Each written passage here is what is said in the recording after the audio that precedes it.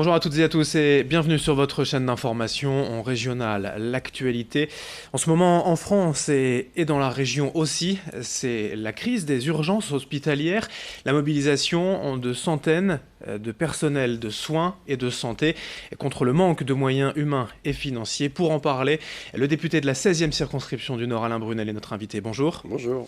Nous vous recevons aujourd'hui puisque vous avez passé vous-même en tant que témoin anonymement plus de 6 heures aux urgences de Douai récemment pour voir de l'intérieur, sans caméra ni collaborateur, comment se déroulait une soirée aux urgences.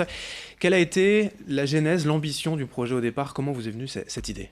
L'idée n'est pas venue de moi spécialement. L'idée, c'est aussi que je suis allé soutenir les salariés en grève de l'hôpital de Douai, notamment des urgences. Et je leur dis, je connais l'établissement, puisqu'il y a un an, je l'ai visité. Oui, mais monsieur le député, il y a un an, quand vous l'avez visité, la direction était au courant. Je dis oui, mais on a remis en peinture, on a caché les brancards.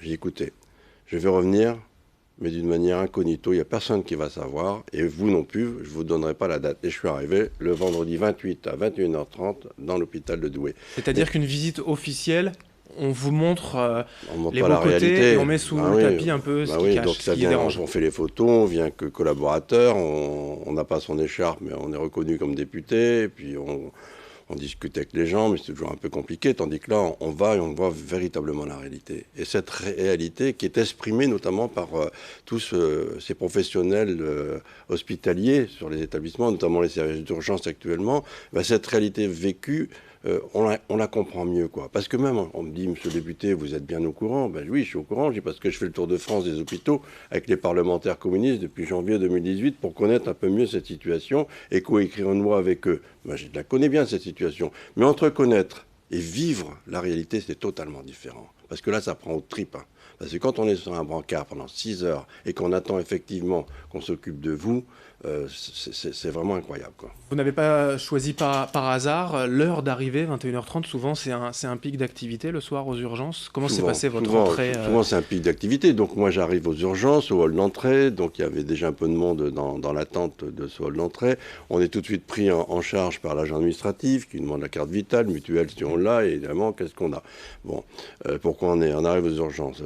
À partir de là, la porte des urgences s'ouvre. On est dans une deuxième fois dans une salle d'attente et les infirmières qui, elles, sont là pour la régulation et aussi l'orientation, malades avec des problèmes très, très importants, donc il faut orienter à tel endroit, des malades qui peuvent attendre, comme mon cas, donc eux, on peut les mettre sur un brancard, ils vont être dans une zone d'attente, voilà, ça se passe comme ça. Donc ils font tout de suite ils prennent la température, ils prennent le rythme cardiaque, ils font tout de suite les premières diagnostics, c'est directement parti donc sur les écrans au médecin urgentiste, et ensuite je suis dans un brancard, voilà. Donc je suis arrivé à 21h30, à 21h50 j'étais sur un brancard, et après on m'a pris en charge donc par la deuxième infirmière qui dit on va faire un électrocardiogramme, que je n'ai pas fait de toute façon, bon voilà, et je suis parti après à 22h58, je suis arrivé donc dans cette zone qu'ils appellent la zone des semi-lourds,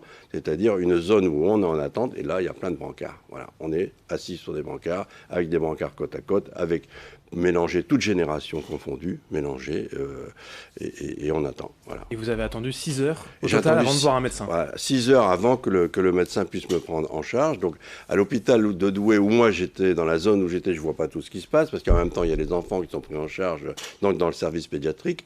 Il y a des personnes qui sont prises en charge aussi pour des examens qui sont beaucoup plus importants, normalement scanner, prise de sang, radio, etc., etc.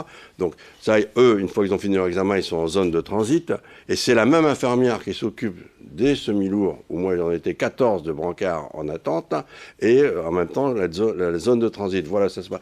Je vais quand même préciser que dans l'infirmière, les deux infirmières qui font la régulation, elles s'occupent à la fois des patients qui viennent avec leurs propres moyens, des patients qui arrivent en ambulance, des patients qui arrivent avec les pompiers, des patients qui arrivent avec le SMUR. Entre deux, là, répondent au téléphone pour rassurer les familles parce qu'il y a quelqu'un de chez eux qui est sur un brancard ou dans un autre service pour débordé. Et à 22h, l'agent administratif est parti. Et il s'occupe aussi d'accueillir les personnes qui arrivent dans le hall d'entrée.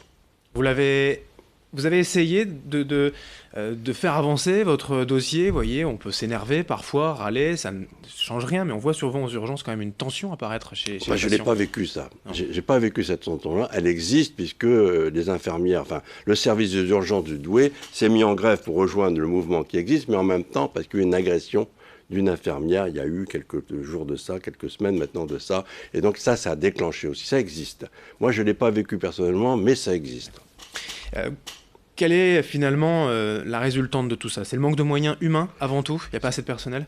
C'est le manque de moyens humains, manque de personnel, manque de matériel dans certains cas. Simplement un chiffre, dans les années 2000, 5 millions d'entrées dans les urgences, en 2017, 21 millions et en 2019, 23 millions. Est-ce qu'on ne peut pas du coup effectivement trouver d'autres manières, quand on est malade, de voir d'autres manières d'être soigné en urgence?